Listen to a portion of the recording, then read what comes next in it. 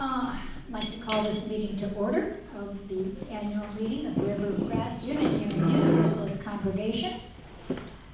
And Andy has been checking people in. She knows you all, so you're all checked in to verify a quorum, which we'll do in a little bit. And I want to welcome you all for taking your time and your Sundays to join us here and conduct the business that we need to do. And Andy is going to do a chalice light.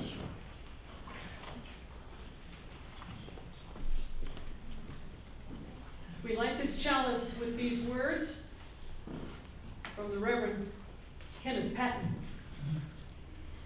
This house is for the ingathering of nature and human nature. It is a house of friendships, a haven in trouble, an open room for the encouragement of our struggles. It is a house of freedom, guarding the dignity and worth of every person. It offers a platform for the free voice, for declaring, both in times of security and in danger, the full and undivided conflicts of opinion. It is a house of truth-seeking, where scientists can encourage devotion to their quest, and where mystics can abide in a community of searchers. It is a house of art, adorning its celebrations with melodies and handiworks. It is a house of prophecy, outrunning times past and times present in visions of growth and progress. This house is a cradle for our dreams and the workshop of our common endeavor. Let's take a moment here to settle in on a mindful moment of why we're here. Take a couple of deep breaths.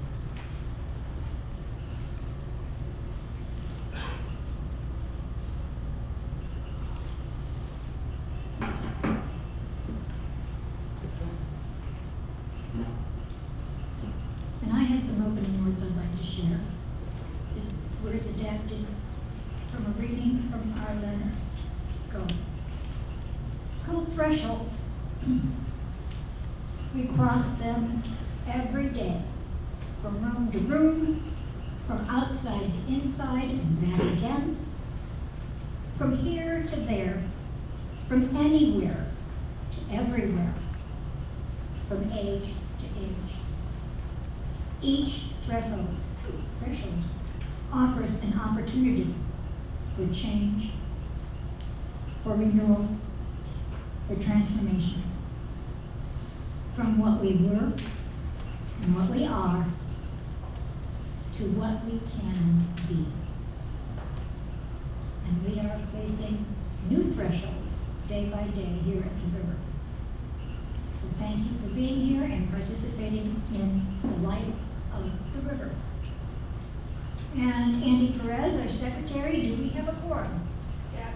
Yes, we have a quorum. You're here. So we start our business meeting with a report from our minister. Oh, and we're recording. Yes, oh, I skipped that part. Yes. Yes, we need to do that. Let people know that. I am profoundly and eternally grateful to be your minister.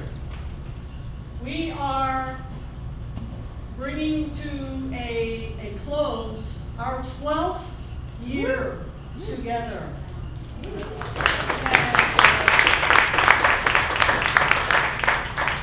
Who'd have thunk it? Who'd have thunk it? But here Everybody we on are. the selection committee. That's who. What I am here to report to you today is look around. We are here in stable space, sitting in our beloved chairs that belong to us, that we campaigned for, that we bought just prior to COVID, and then had to put away. We are here with our chalice and our material things that mean something to our hearts. This carving from Tom Robinson that means something. When we were unpacking boxes and I flipped this box open and there that was, I burst into tears. Because there it was. We hadn't seen it in 4 years. What I'm here to tell you this morning is this didn't happen by any kind of accident. The people that looked for a place for us to have a home and are still looking for us to have a permanent home and the people who also look for us to have a place where we could put our feet down, put our stuff down, and begin to gather our strength for what comes next are innumerable. In this room, how many of you have been involved in some way in getting us into this room? I see people that didn't raise their hand. Keep them up there. Everybody look around. Look around. The people next to you made this happen. That is the love and the bond and the power of community. That is what congregational polity also means. It means it belongs to us, and we decide how it's going to go day by day by day by day. We've been through a lot, and this year was not what we expected. We expected, when we secured this location last summer, that we would be in here in November. Oh, maybe for Thanksgiving. Oh, maybe mid-December. Okay, maybe Christmas Eve. Okay, maybe first of the year, maybe New Year's. Oh, maybe Justice Sunday. Oh, maybe in time for the Love series in February. Wouldn't that be cool? Oh, maybe in April when we're into spring and we're starting to look what we did. You kept going. You kept hauling stuff in and out of the old Navy school, keeping stuff in your garage and in the trunks of your car and hauling it upstairs and putting it all together and then taking it all down and putting it back in your car and in the rain and putting it back in your garage and doing it all again and yearning for a place that we could be together whenever we feel like it. Y'all, look out for what's coming next year. We are going to use every cubic inch of this space to grow ourselves in spirit and to grow this congregation in both its spirit and in its numbers, because there's people out there that need what we have. I love how Bart Frost said, evangelism is not a four-letter word. Because Unitarian Universalism saved his life. It saved mine too. And maybe some of yours. Here concludes the minister's report. Let's go.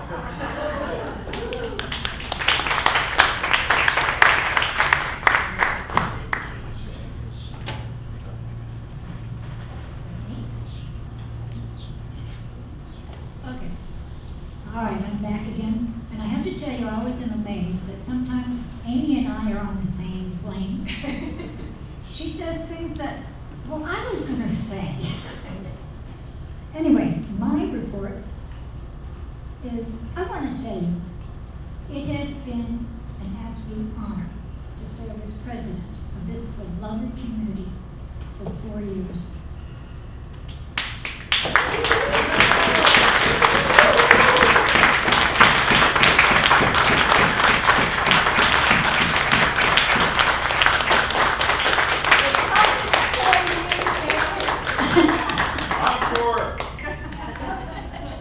We have term limit here.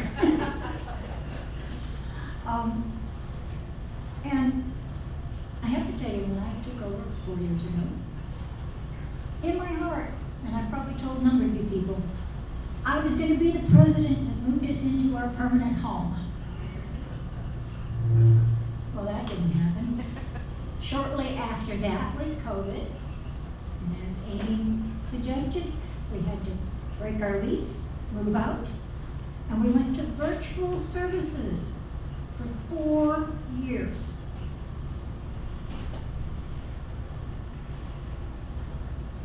And then we finally found a temporary home at University of Florida. Every other Sunday we got to do church in a box.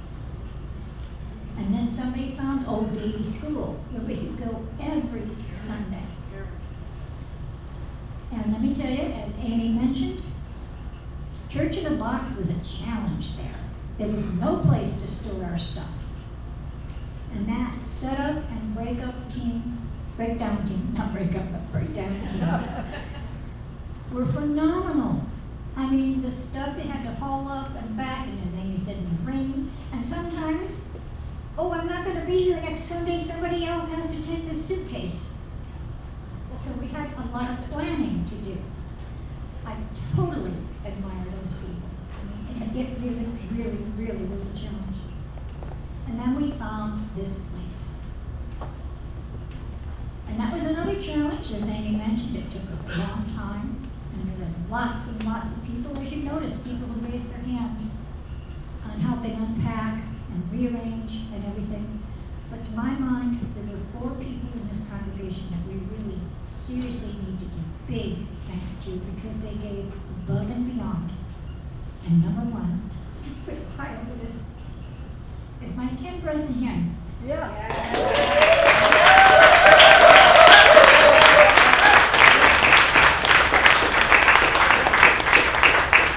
was our contact with the contractor, with the city, everything. I mean, he just was in here. He probably lived here. Did you have a cot? He was phenomenal. And thank you, Kim. Thank you. And then along with that, above and beyond her duties, was our wonderful minister, Rev. Amy.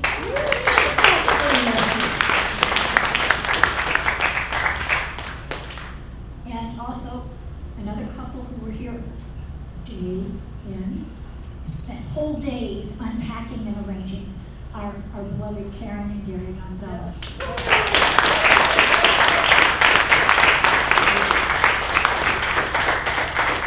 And that's not to discount all those other people who were here. I mean, doing technical stuff, hanging the panels, I mean, setting up the speakers, making the soundboard, even to last week trying to get the TV to work. Even mounting, even getting the TV. It was a lot of work, but we're here.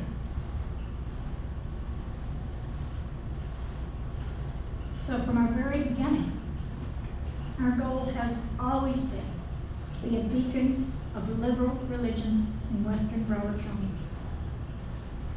And we do continue to do that. And I'd like to share a quote from Debbie Boone, who I had to find out who she was. Believe it or not, she sang, "You light up my life." And she says, "Dreams are the seeds of change.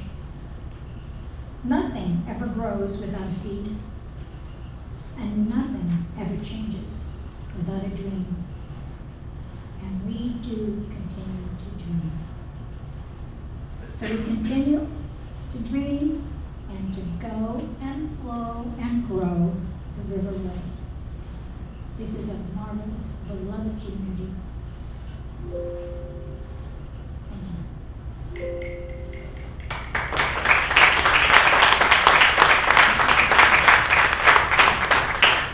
Now I'd like to invite Aisa Boutron up here to give her treasurer's report.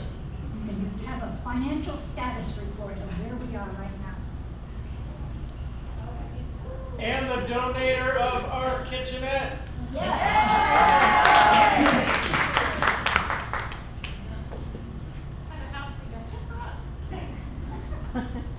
Can't get used to this.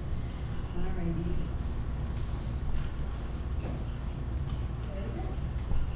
Alright, so as far as an update about our finances, where we stand, we have in Charles Schwab 3 accounts. One is the Capital Foundation account, we have a Capital Campaign account, and we have our Operating Reserve account. I won't go into, why we have these 3 accounts. I think we all pretty much know. Okay, if anybody has a question, just ask me and I'll say more. These balances are as of yesterday, right? Just screenshots from online banking. All 3 accounts together, $1,595,112, almost $113. The breakdown is over here on the right. The Capital Foundation, $923,602. Capital Campaign, $576,238. And our Operating Reserve, $95,273. And then a nice little graphic just to see the breakdown. Most of the money obviously is from the Capital Foundation. All right, the next slide. have a little more information about each of the accounts. The Capital Foundation account. It shows how because the market is always fluctuating, you see this kind of graph. But then you might say, wow, what happened there in February? Between January and February? Well, there, what occurred is we transferred from from this account, we transferred to Bank of America $44,000. And that's to cover the deficit from last year. It was all planned, and that's why that's there. Okay? Any questions? That's any more questions yet? Oh, okay, there's a mic here for questions. We're good? Next slide. Wait a minute. Oh, go back. Just to draw your attention, now, 1, 2, 3, there you go. Just to draw your attention, that bottom number is 880. That's the bottom line. And so that precipice there in February looks like it fell off a cliff, and you can see it didn't. Thank you for pointing that out. Yeah, by no means did it deplete the account, right? Good point. All right, then the capital campaign account. That account hasn't been touched. No major deposits, no major withdrawals. So you could just see the steady growth. And now this chart is as far back as I could go. It didn't allow me to go further back than September of last year. That's a beautiful thing. So the dip in that is, the. Market. Market, okay. Just the market. Now, just market.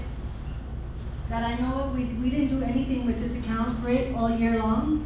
So we've done nothing, just let it ride. Okay, next. We have our operating reserve.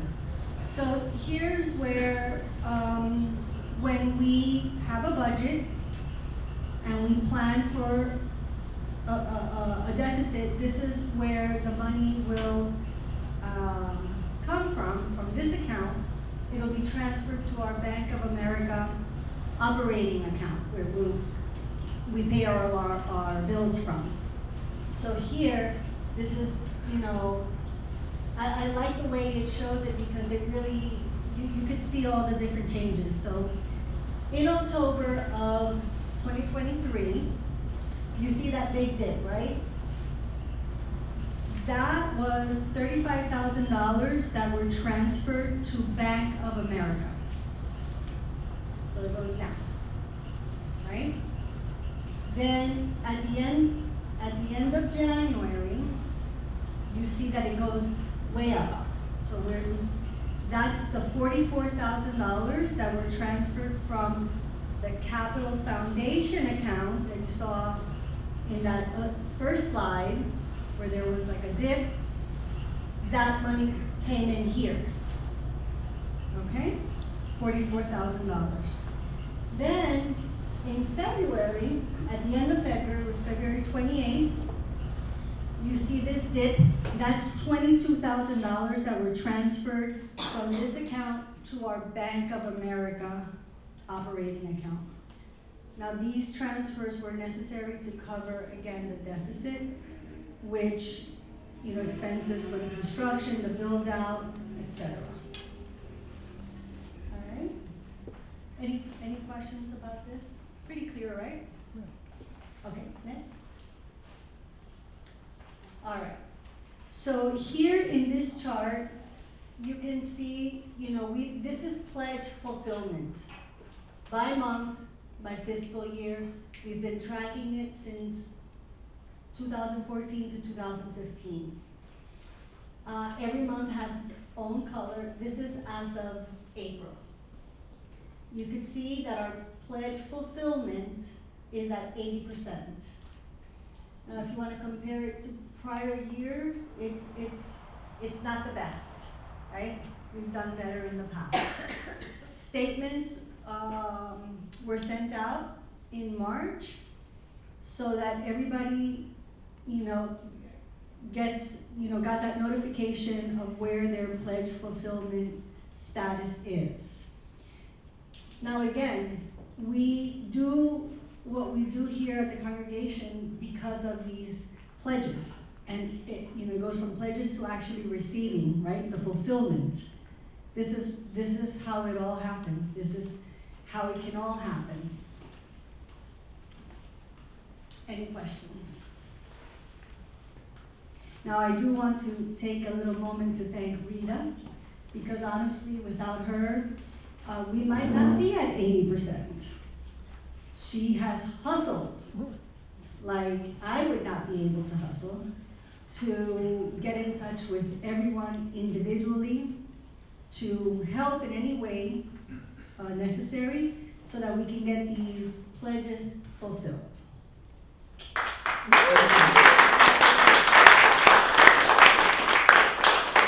Aisa, it appears, in looking at the numbers, that we'll reach about 98% fulfillment by the end of June. Nice.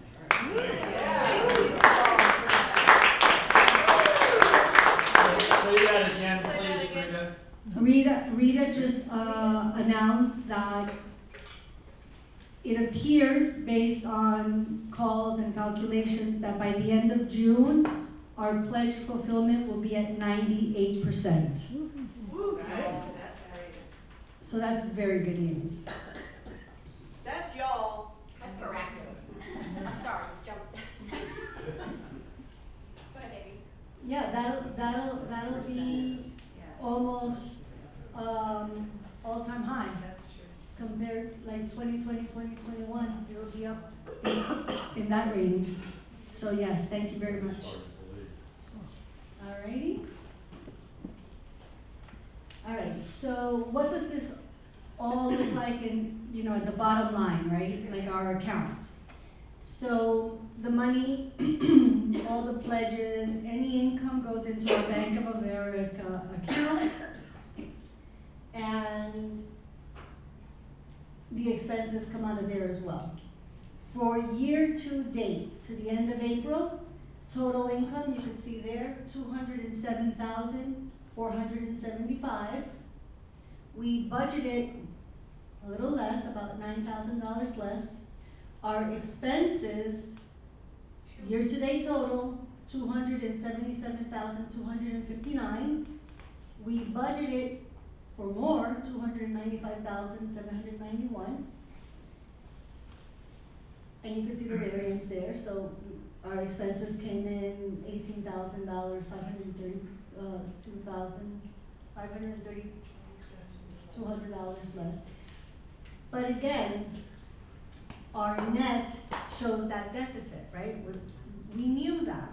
We knew that we were going to have a deficit, which is why that money that was transferred from the Capital Foundation account over to the operating reserve, over to Bank of America, to be able to cover this.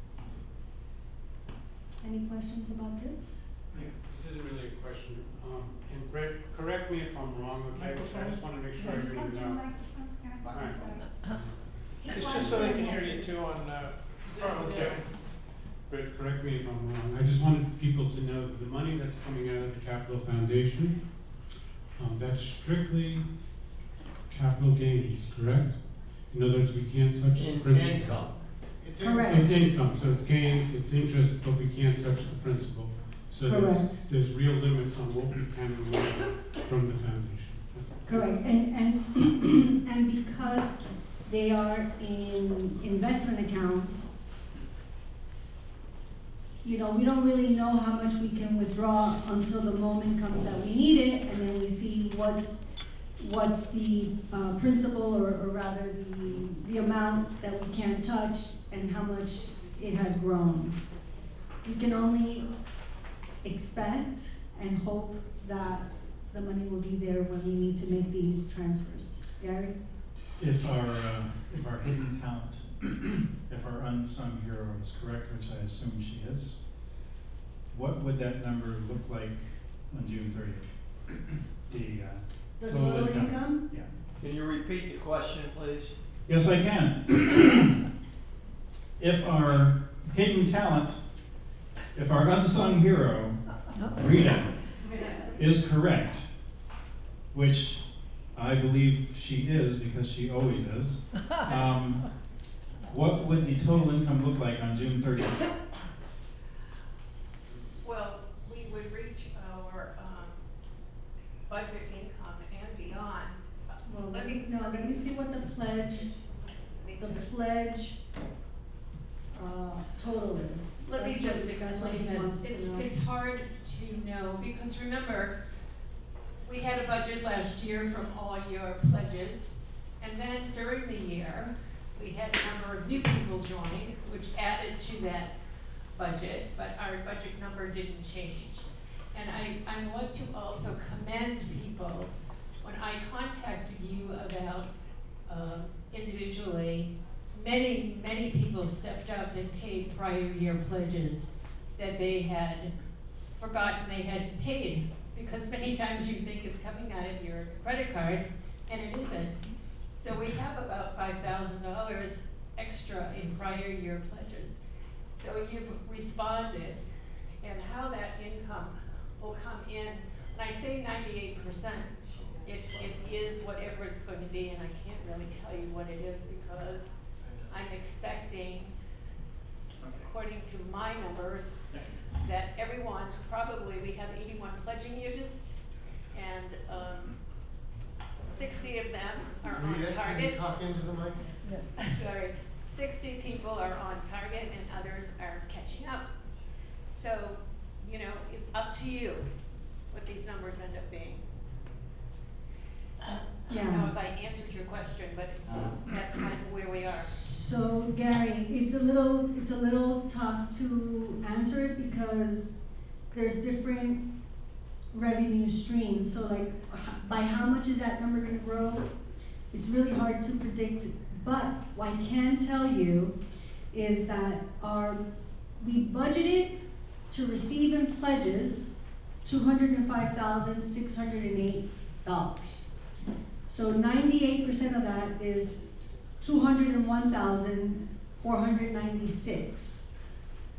So it'll be, Okay. the total actual number will at least be that from pledges plus whatever else. Okay.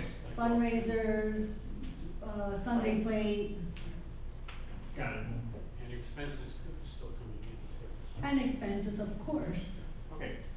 Okay. Questions? Eric? Have we paid the major expenses for moving? That's a question for Britt. Britt, have we paid the major expenses?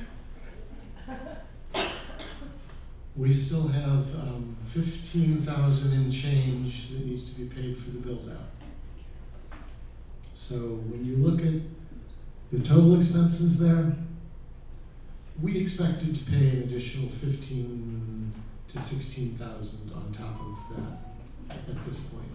And on top of the May and June regular expenses? Yep, then you'll still have the regular expenses, including lease for this space. Right.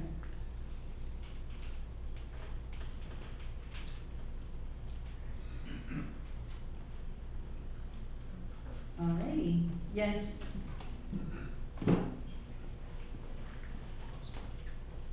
Just to clarify, we will be paying a little bit less than our final invoice. We took the entire amount, divided it into four payments. For what? For the build out of this, for the contractor, when he gave us his proposal, eventually, we had to squeeze it out of him after he had already started. Wow. And once we did that, we paid the first 3 on time. He has some due outs for us, and if he's unable to do it, we will get it done, and then we'll subtract the value of that on his last invoice. Also, they wanted us to redo, the town wanted us to redo drawings, because what they built didn't match necessarily the letter of the law on the drawings. And the architect wanted to charge us more money for the new drawings. So Gary was able to go work with the inspectors. We brought him in, we did a final inspection, and we got it done, and without having to do redrawings. And so the contractor still owes us a couple of things. If he's able to do them, great, we'll pay his full invoice. If he's not, we won't. We'll do it ourselves. DIY.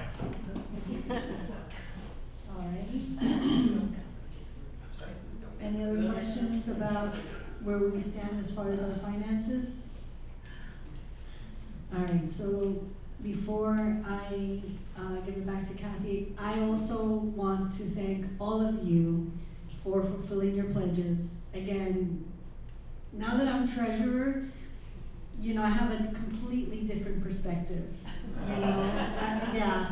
It reminds me of when my son said to me when he had to buy his own groceries and cook his own meals, he's like, wow, that takes so much time and effort. And I was like, yeah. He's like, food used to just appear in front of my face. And I was like, yeah, it's not that easy. So, you know, I used to just show up here on Sundays and it was all done. And now I'm like, wow, you know, not just the whole church out of the box and every Sunday, everything that goes on, but the finances of it. I mean, really, it doesn't just happen. So, yes, thank you, everyone, very much. Thank you.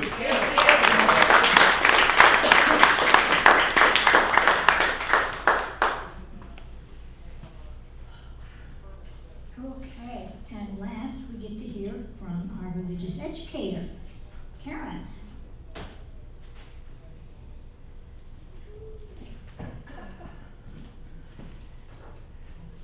Well, you know, in years past, when we had a larger space, or even the last couple of years when the children met somewhere far from everybody else, I felt I really needed to let you know what we were doing. But now we've been so front and center. Now you can pretty much see them all the time. And yes, there are fewer of them, but you know, preparing for Sunday morning is the same, whether you have one child walk through the door or you have 20 children walk through the door. So I'm really pleased that we have the wonderful families that we have supporting our programming. And I look forward to growing that again now that we're in some permanent space. So tell your friends, you know, bring your friends. I'm sorry, I wasn't completely prepared for this report because somehow I thought I wasn't doing it this year. Any questions about what we do with faith development? We've been trying to do more adult faith development, and I'm excited for that. So I'm excited that we get to meet in person in real space. In years past, we've been doing some adult faith development on Zoom, but now we can be in our space. So I hope to see some of you at those opportunities. And I'll tell you much more about all of this at our Faith Development Sunday in 3 weeks.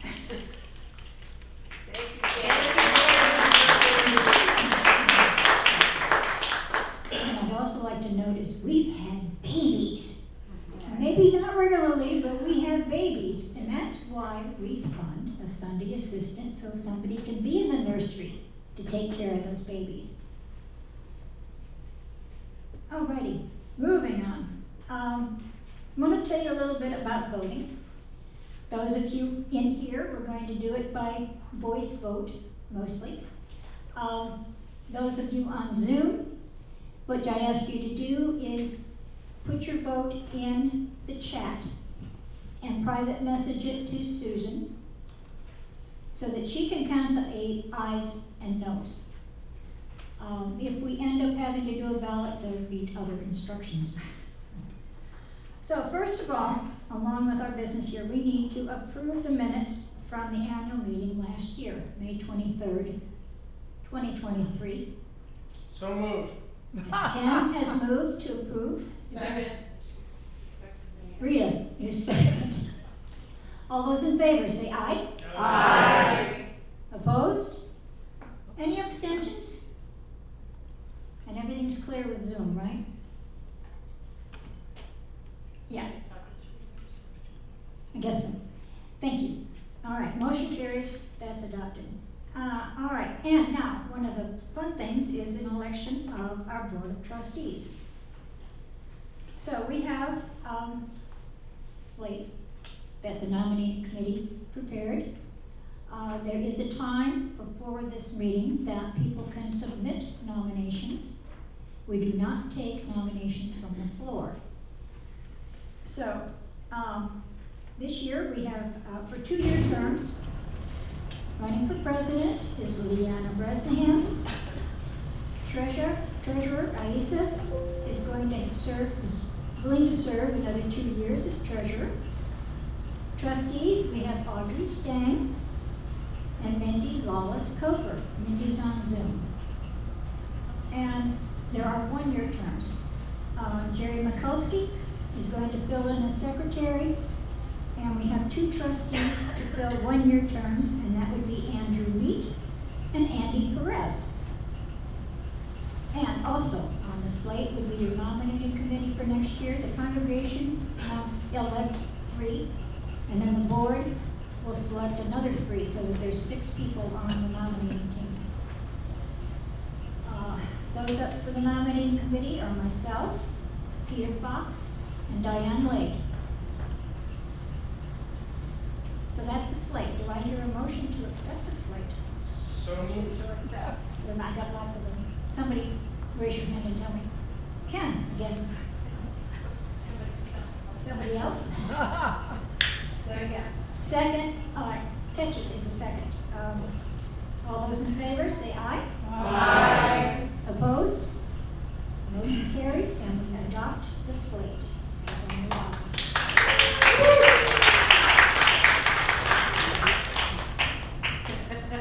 Wait a minute, can I vote again?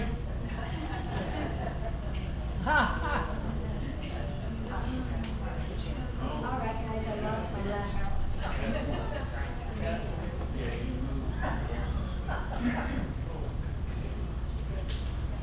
Yeah, somebody else needs to have seconded it, not me. Sorry. Catchy seconded it. Or Firsted it. You firsted it? Yeah. All right. Somebody else first? Want to change it? Ellie. Ellie. Yeah, actually, I do want to repeal my initial move.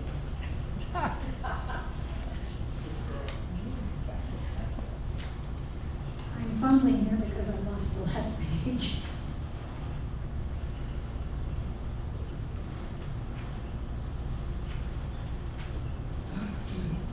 Rep.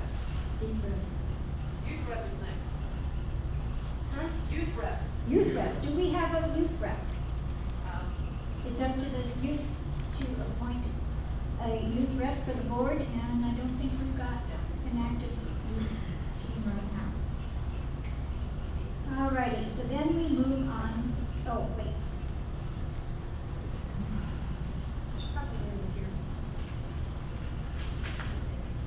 I'd like to take a moment to swear in our board and make it a formal. So those people who are on our, first of all, I'd like to acknowledge our current board and thank you all for a dedicated service.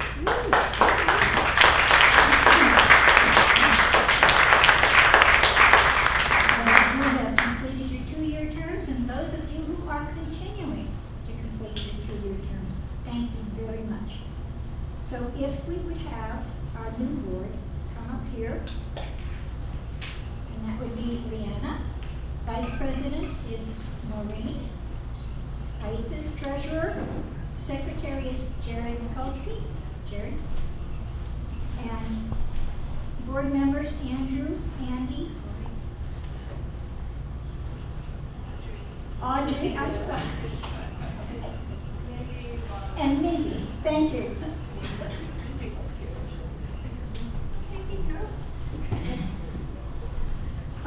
have some slides to project. Yes. And I'm going to give you all. The last page is what the board is going to say.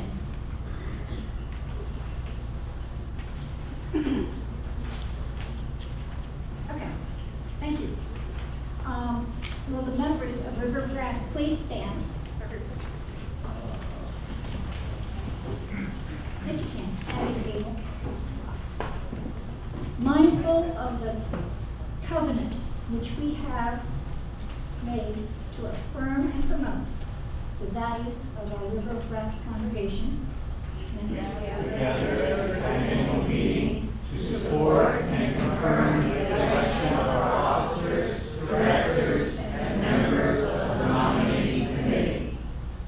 The primary purpose of our board is to assist and inspire members of our congregation to grow in spiritual and institutional health, and to advance the values of Rivergrass and Unitarian Universalism.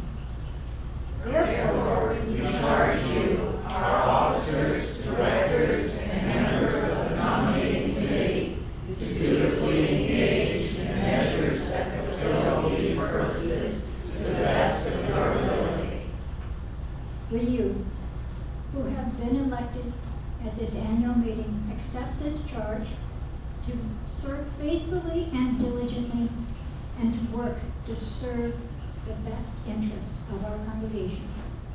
We, the duly elected officials of the Rivergrass, accept freely and in good faith the trust, responsibility, and authority delegated to us by you. Thank you.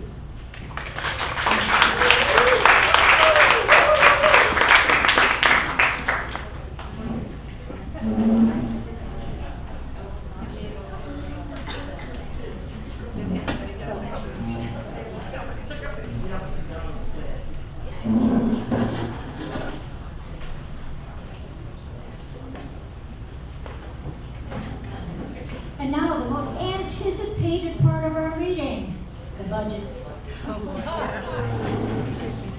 So we have our finance committee chair to lead our discussion, and I have to tell you, Britt is one of the most dedicated people on that committee, and he keeps us in line, as well as we have such a phenomenal finance committee.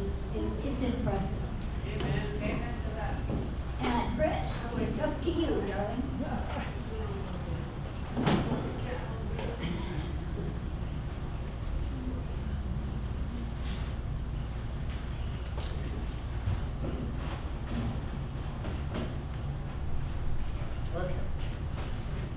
All right, first of all, there was need for a friendly amendment which the board approved.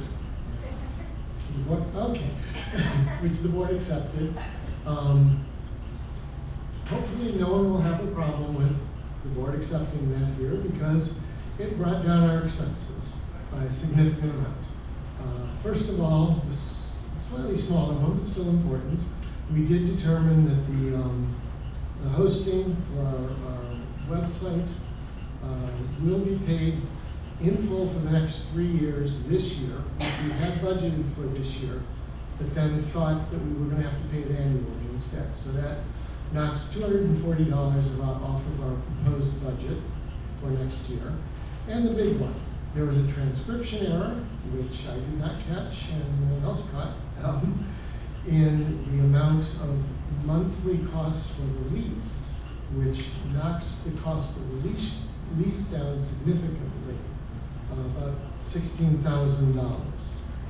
So, assuming there's no problem with that, if you go to the next slide, this is our new condensed budget. Income, $225,750. Expenses, $276,980. Yes, that is an operating budget deficit of $51,230 instead of what we originally thought it was going to be. Any questions? You originally thought it was 97,000. No, originally thought it was about 67,000. Okay. Okay, no questions? Where is that budget going to be paid? Next slide. So first of all, we're going to draw from the operating reserve fund. Approximately, 50% of that will probably come from there. At the end of the year, we think we'll have a balance of about $80,000. We think, maybe estimated investment income from the operating reserve fund of about $2,000. We don't want the operating reserve fund to go below $55,000 because that's really for actual emergencies like global pandemic or something like that. The other half is going to still have to come from our projected income from capital and capital campaign funds. Now, I realized that last year we drew from our income from our capital funds as well, and we thought we were not going to have to again this year, but the pledge drive did not come through as high as we had hoped. That's kind of the bottom line there. So we think we'll have a projected income of at least $56,000 from those accounts. So we're not taking we're taking maybe half of that. So at least it's better, because last year we took almost all of it. Or this year, I should say. And we do want to try and minimize the amounts drawn from those funds, because every dollar taken from those funds is $1 we can't use to buy our future home. Any questions?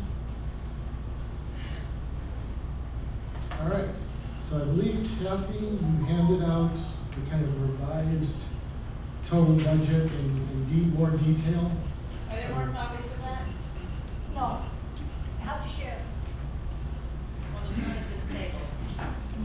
Here. Okay, we got one. We got one. Thank you.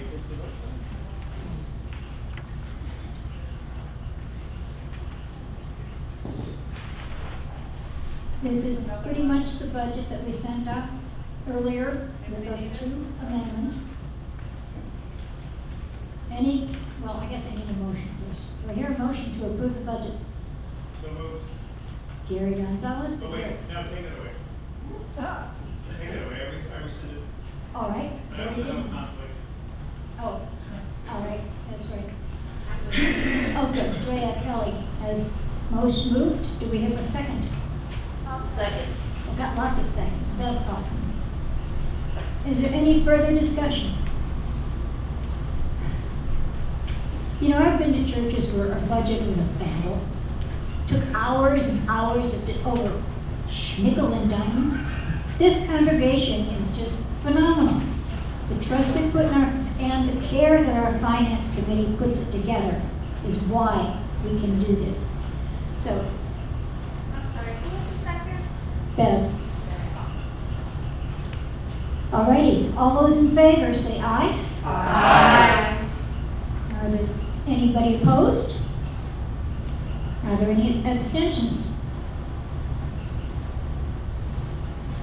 Motion carries. Thank you.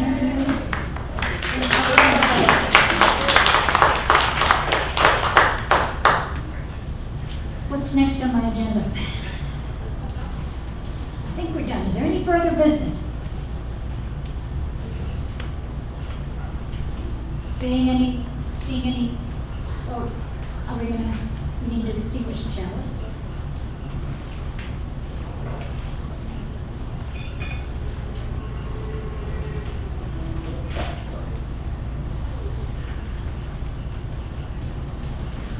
Amy has some closing words.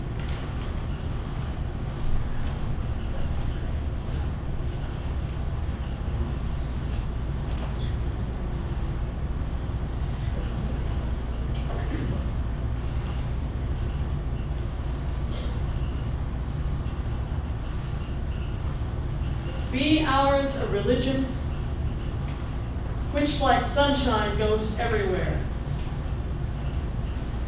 Its temple all space, its shrine the good heart, its creed all truth, its ritual works of love, its profession of faith, divine living.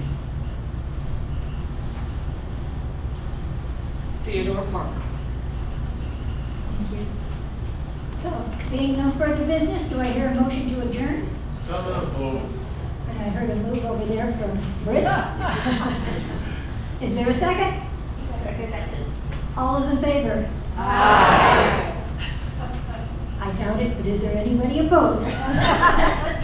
Motion carried. Meeting is adjourned. Thank you all. And before you go, I want to thank Drea and Jerry and Beth for all this wonderful food, and I have a feeling there's a bunch to take home.